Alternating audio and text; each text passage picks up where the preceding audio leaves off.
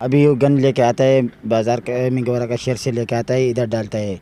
इधर हम लोगों का घर का बच्चों का सब बीमारी लगा हुआ है, बड़ों का बीमारी है।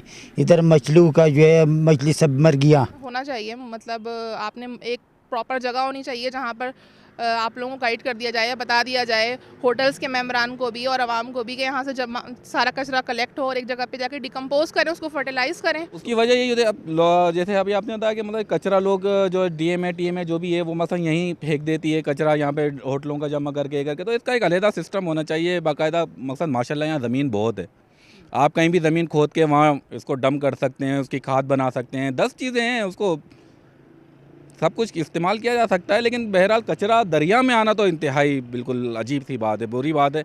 शहर भर का कचरा दरिया स्वात में डालकर न सिर्फ पानी को आलूदा किया जा रहा है बल्कि अब हयात की नस्लकुशी भी की जा रही है।